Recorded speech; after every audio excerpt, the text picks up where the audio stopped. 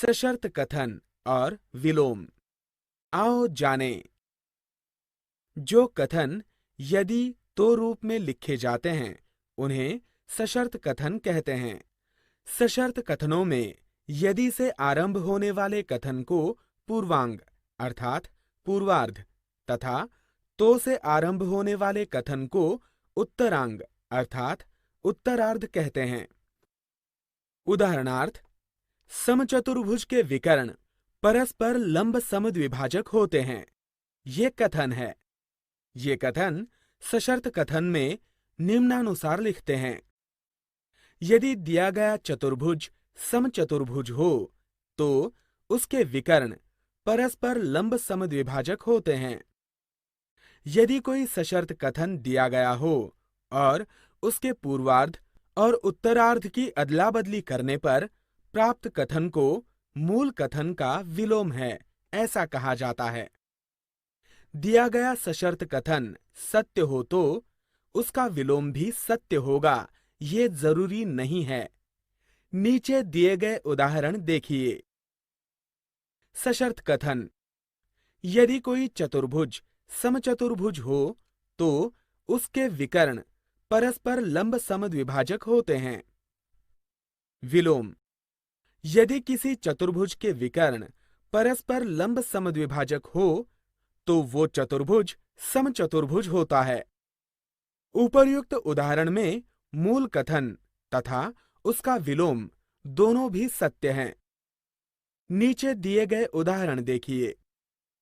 सशर्त कथन: यदि कोई संख्या अभाज्य संख्या हो तो वो संख्या सम या विषम होती है। विलोम: यदि कोई संख्या सम या विषम हो तो वो संख्या अभाज्य संख्या होती है। इस उदाहरण में दिया गया मूल कथन सत्य है परंतु विलोम असत्य है। उपपत्ति अर्थात प्रूफ्स। आओ जाने। हमने कोण, त्रिभुज, चतुर्भुज इन आकृतियों के गुणधर्मों का अध्ययन किया है। इस कक्षा में हम भूमिति विषय को अलग दृष्टिकोण से देखने वाले हैं। इस दृष्टिकोण का श्रेय ईसा पूर्व 3री शताब्दी में हुए ग्रीक गणितज्ञ यूक्लिड को जाता है। उस कालखंड में भूमिति संबंधी जो जानकारी उपलब्ध थी उसका उन्होंने सुसंगत संकलन किया और उसमें सुसूत्रता लाई।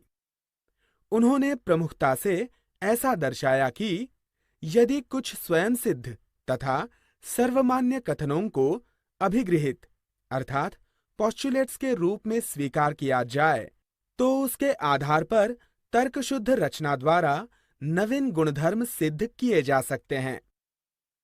सिद्ध किए गए गुणधर्मों को प्रमेय अर्थात थ्योरम्स कहते हैं।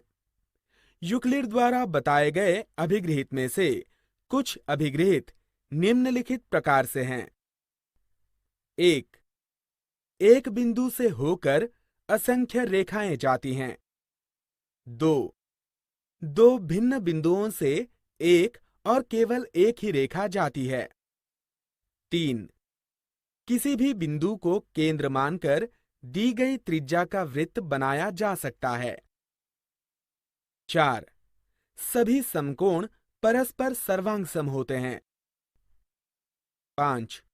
दो रेखा तथा उनकी तिर्यक रेखा खींचने पर तिर्यक रेखा के एक ही ओर बनने वाले अंतकोणों का योग दो समकोणों से कम हो तो वे रेखाएं उसी दिशा में आगे बढ़ाने पर परस्पर प्रतिच्छेदित करती हैं। उपर्युक्त में से कुछ अभिगृहीतों की हमने कृति द्वारा जांच की है।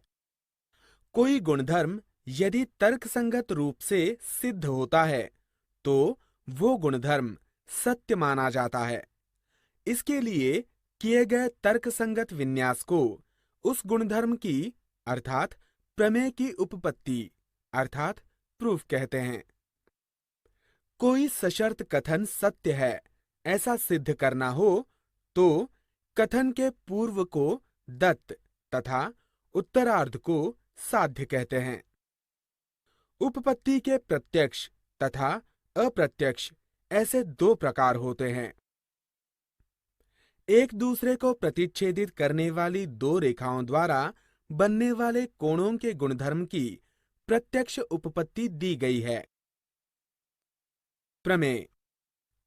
परस्पर प्रतिच्छेदित करने वाली दो रेखाओं द्वारा निर्मित शीर्षाभिमुख कोणों के माप समान होते हैं। दत्त। रेखा AB तथा रेखा CD परस्पर बिंदु O पर प्रतिच्छेदित करती हैं। AOB तथा COD ये एक रेखीय बिंदु हैं।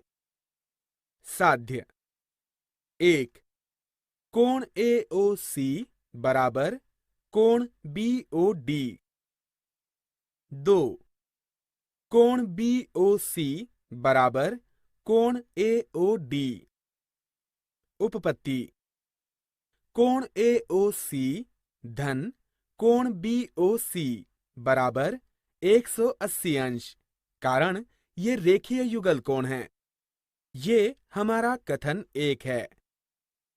कोण BOC धन कोण BOD बराबर 180 अंश, कारण ये रेखीय युगल कोण हैं।